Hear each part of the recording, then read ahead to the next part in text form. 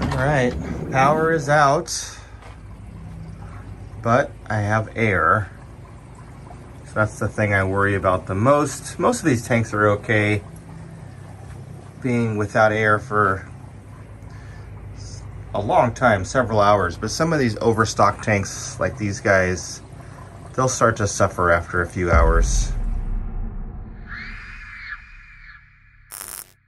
When it comes to aquariums, what are some things that keep you up at night or make you worry about your fish tanks? Maybe a tank leaking or a tank breaking, which can be catastrophic. Do you worry about like maybe your fish getting sick? These are all things that can be, stressful, scary, things to worry about.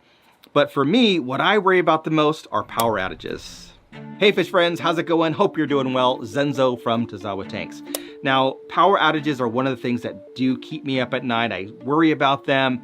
And we actually had a situation here. I had a situation where we had a power outage. It was very stressful. So I'm gonna tell you the story, and I'm also gonna tell you how I've solved that problem, which I'm happy to share with you because it really is gonna make my life a lot easier, and maybe for one of you as well.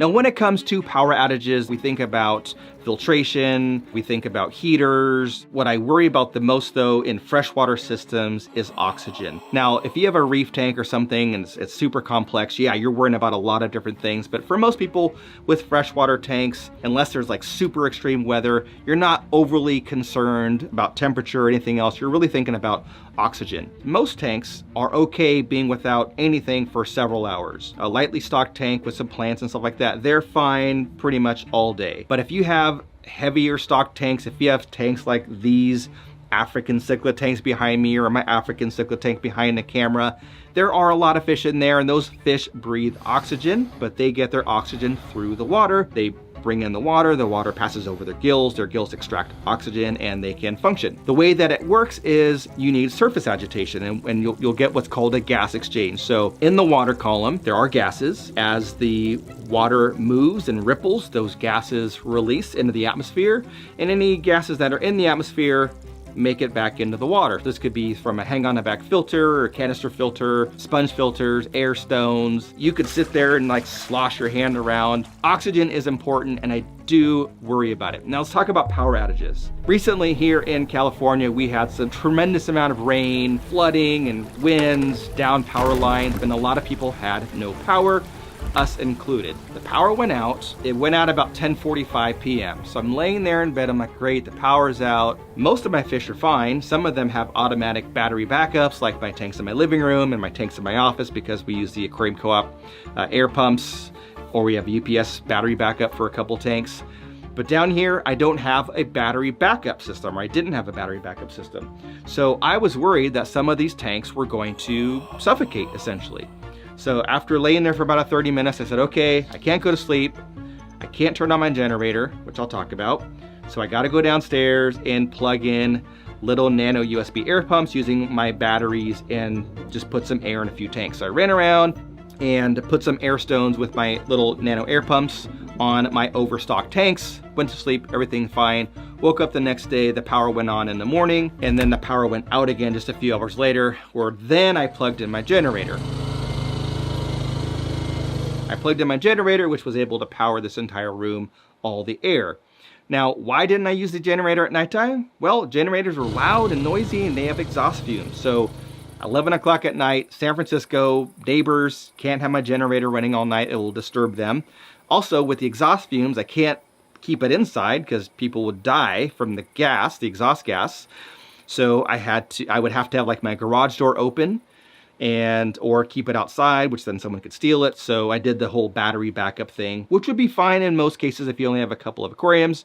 But in my situation, I have a whole lot, so it's just a whole nother level of stress. So while this happened, a company reached out to me and said, we have a product that we would like for you to try. And I thought, maybe this is the right time. So anyway, this part of the video is sponsored because I did get a product for free. So I just want to say that this is the sponsored portion. So anyway, this company reached out to me. They're a company that created this power unit. It's a 2,000 watt power unit. And my requirement is if I take this product, I need to test it before I make a video about it. So I've had it for a while now. I need to make sure that it's going to do what I need it to do. Power my linear piston air pump, which powers air to all of these aquariums, and it needs to be able to run for at least like a day and a half. So they said, yep, these are the specs, this is what it can do. I did a bunch of research, I read about it, I looked at reviews, and I thought, all right, I'm gonna give it a try. They sent it to me, came in a big giant box. It does exactly what I needed to do. It runs my linear piston air pump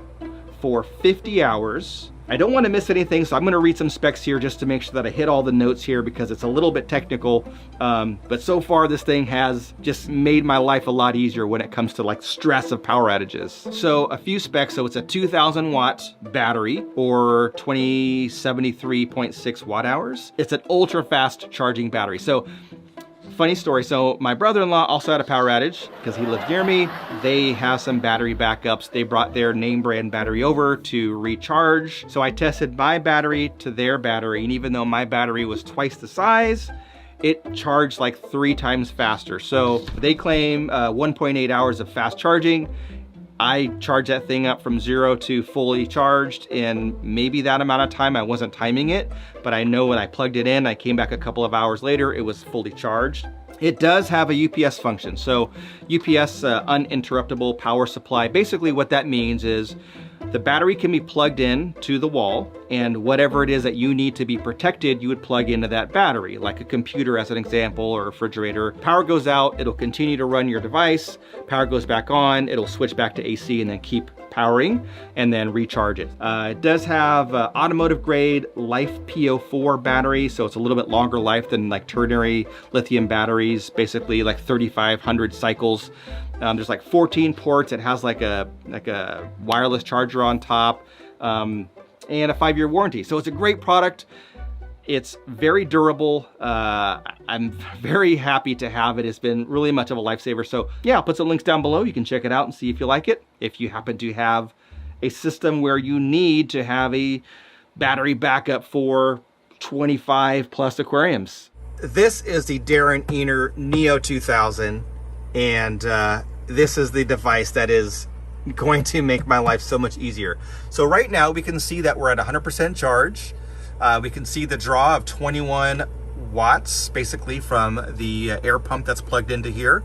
And we can see all these different ports. So there's USB-C, there's USB-A, there's AC outlets, DC outlets, there's wireless on top. There's all these different functions. This is the power coming in to, you can actually also plug it into like a vehicle, but this is the power coming in from my wall. So what I'll do is I'm gonna unplug this from the wall. So now it's just a battery. And now, okay, so now you can just see that clicked over to say, it said 52 hours. So currently the air pump is now drawing at 17 watts. And it's a linear piston air pump. I'll put a link of it down below. You can see, so you can see exactly which one I have. But here we can see that 52 hours at this draw. So that's like more than 2 days and nights, right? And we can see that it's 100%. It's on AC, and it's the AC is the output there.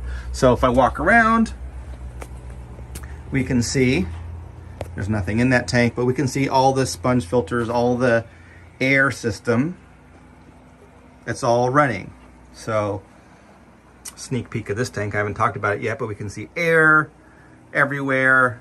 Everyone's got air, which is one of the reasons why I like to run air in my tanks, because they all are operating. So everything that has air is operating.